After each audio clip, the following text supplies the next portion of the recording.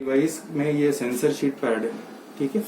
इसमें पेशेंट जब लेटता है तो उसका बॉडी का जो वाइटल्स होते हैं वो कैप्चर होता है। सेंसर्स लगे हुए हैं इस शीट के अंदर में, और वाइटल्स कैप्चर करने के बाद वो इसमें डिवाइस में डोजी प्रो पे ये डेटा को ट्रांसफर करता है एनालॉग फॉर्म में। उसके बाद क्या होता है कि जब ये नेट से वाईफाई से कनेक्टेड होता है तो ये डिजिटल पे कन्वर्ट करता है और अपने क्लाउड पे वो शिफ्ट भेजना शुरू कर देता है। और हमारा आर्टिफिशियल इंटेलिजेंस और एल्गोरिदम डिजाइंड है, तो वो डेटा को इंटरप्रेट करके और अपने को फिर रीडेबल फॉर्मेट में रिपोर्ट्स के टर्म्स में वापस भेज देता है। ये हमारा जो है ऑक्सीजन सैचुरेशन के लिए है लगा हुआ, तो सारा कुछ रियल टाइम हमारे को डेटा मिलता है। 2 से 3 मिनट पे रिफ्रेश होता रहता है। अच्छा। और ये प्लग है, अपने को हर डिवाइस के साथ प्लग रहता है, तो आपको प्लग इन करना है तो ये डिवाइस चालू हो जाएगा। इसमें अलग से बैटरी कुछ नहीं, कुछ चार्जर से हो जाएगा? बस इसी से सर सब कुछ कनेक्टेड है। अच्छा, ठीक है। क्या क्या पैरामीटर्स आता है इसमें? इसके अंदर सर हार्ट रेट आएगा, ऑक्सीजन सैचुरेशन आएगा, रेस्पिरेशन आएगा, स्लीप एपनिया आएगा, ब्लड प्रेशर बीटा फॉर्म में है हमारा, वो भी आता है।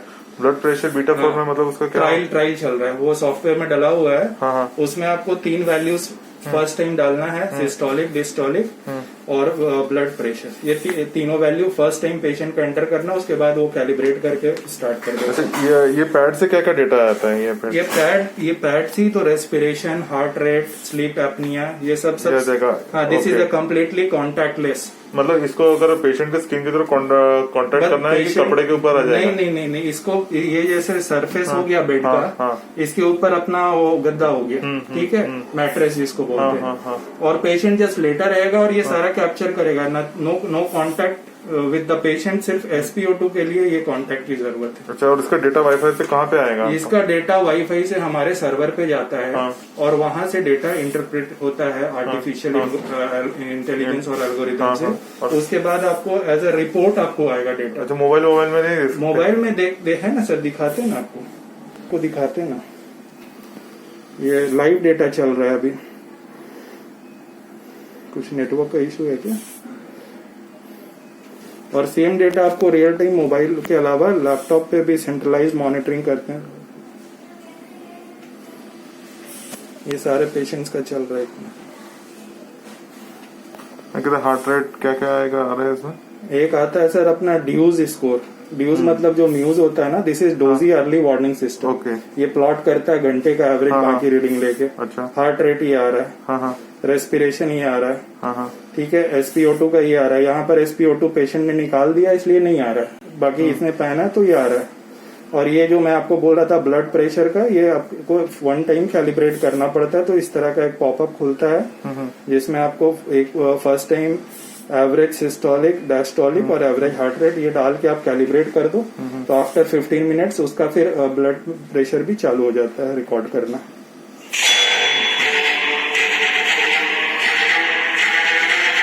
This is the patient, this is from GMC, अपना गवर्नमेंट मेडिकल कॉलेज नागपुर का डेटा है।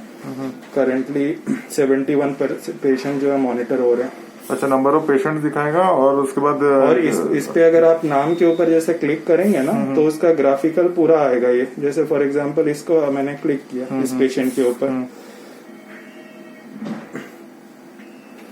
तो उसका पूरा dews score, average heart rate, minimum maximum, heart, respiration सब कुछ आएगा। ये सर ये ग्राफ प्लॉट हो रहा है यहाँ पे। ये dews score, heart rate, breath rate,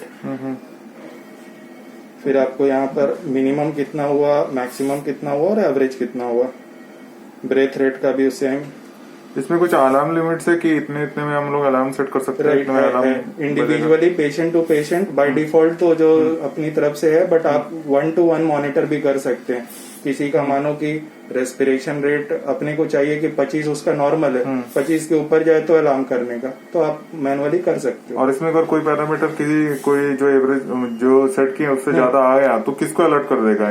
एक तो सिस्टम पे नोटिफिकेशन आने लगेगा पेशेंट के नाम के सामने। जैसे आपको मैं दिखाता हूँ कि यहाँ पर ये नोटिफाई यहाँ पर भी कर रहा है। जो ड्यूज स्कोर है, जैसे ये रेड हो गया, तो ड्यूज स्कोर मतलब आपका मतलब पैरामीटर है कि वो डोजी अर्ली वार्निंग सिस्टम, तो वो कैलकुलेट करता है इन सब का पैरामीटर्स को 1 घंटे का एवरेज लेके। अच्छा, हार्ट रेट, रेस्पिरेशन, सबका 1 घंटे का एवरेज लेके बताएगा कि क्रिटिकल है तो क्या है वो करके। पहले से इंडिकेट कर देगा कि whether it is moving towards critical और नीचे की तरफ आ रहा है, तो it will give you indication.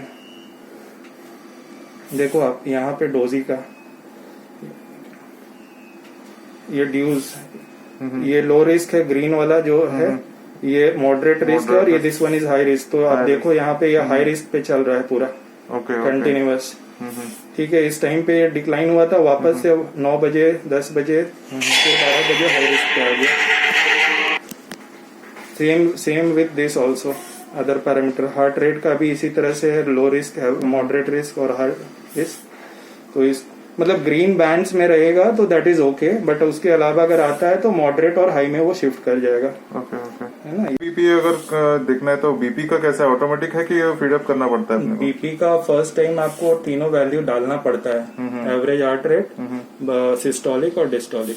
BP जो है ना हमारा बीटा ट्रायल फेज पे चल रहा है अभी। ठीक है, तो हम लोग अभी इसको रन करा के देख रहे हैं। अगर कुछ भी थोड़ा बहुत ट्रबल शूटिंग्स आता है बीच बीच में तो हम लोग मॉडिफाई मतलब सॉफ्टवेयर के टर्म्स में कर रहे हैं। तो that is in trial phase, बाकी सब वैलिडेटेड है एंड इट इज 98.4% एक्यूरेट। और ये सॉफ्टवेयर में कुछ प्रॉब्लम आ गया तो अब क्या करना है? सॉफ्टवेयर में कोई प्रॉब्लम सर नहीं आता अनलेस अनटिल सर्वर कुछ कारण से डाउन हो, जो कि बहुत रेयर होता है। जैसे गूगल सर्वर हो गया या फिर आपका फेसबुक हो गया, अगर कुछ डाउन होता है तो कुछ समय के लिए होता है, या कभी कभी हम लोग प्लान मेंटेनेंस में भी डाउन करते हैं लेट नाइट के लिए आधा घंटा 1 घंटा, तो वो भी बहुत रेयर होता है। मे बी इन 6 मंथ और ईयर 1 बार 2 बार हुआ तो हुआ।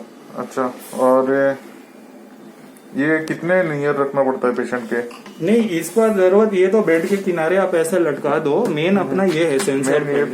इसके कांटेक्ट में मतलब पेशेंट लेटा रहना चाहिए।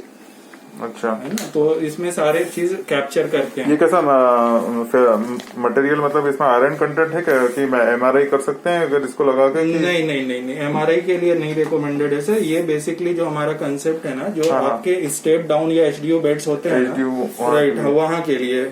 अच्छा, उन लोग के लिए रिमोट मॉनिटरिंग होता है, या फिर अपने हॉस्पिटल्स में जैसे फॉर एग्जांपल 10 ICU बेड है, 10 के 10 पूरे फुल हो गए, और लेकिन कोई पेशेंट 2-3 ऐसा हो सकता है जो स्टेबल है आफ्टर सर्जरी, उसको ICU की जरूरत नहीं है, तो you can shift that patient to this Dozee beds. Okay, है ना, और वो मॉनिटर होते रहेंगे, और 3 पेशेंट्स का जगह खाली होगा तो hospital can take 3 new patients for surgery. Okay. और जनरल वार्ड्स में भी आप लगा के 10 बेड के ऊपर मॉनिटर कर सकते हैं जिसका लगता है मॉनिटरिंग की जरूरत है।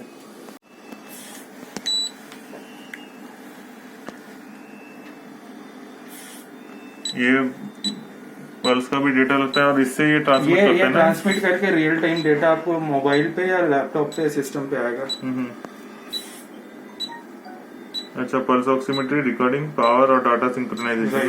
ये पुश करता है डेटा अपने। ये क्या मटेरियल क्या है, मतलब क्या ये? मटेरियल नहीं मैं बता पाऊंगा। नहीं, मटेरियल ठीक है, मतलब बेसिकली सेंसर शीट। हाँ, नहीं, मतलब मेरे हिसाब से है कि जैसे एक्सरेज है, अगर एक्सरे लगाना करना है सर, एक्सरे के लिए एक्सरे ट्रांसलूसेंट है कि नहीं है? ट्रांसलूसेंट एक्सरे का नहीं, मुझे उसका नहीं आइडिया नहीं है, मैं पता करके आपको रिवर्ट कर दूंगा उसके ऊपर। एक्सरे के बारे में पता कर लूंगा, क्योंकि जो आपके HDO बेड्स या जनरल बेड्स के पेशेंट होते हैं वो बेड नहीं मूव करेंगे। पोर्टेबल एक्सरे है। मैं एक बार कंफर्म करके आपको रिवर्ट करता हूँ।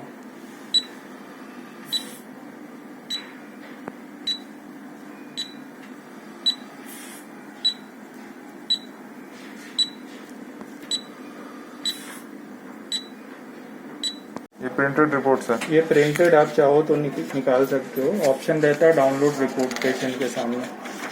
ठीक है, और हमारे तरफ से कंपनी ये हर 24 घंटे में आपको PDF उनको ये डेटा देता है, मतलब सारा कुछ देता है। एवरी 24 आवर्स में सबको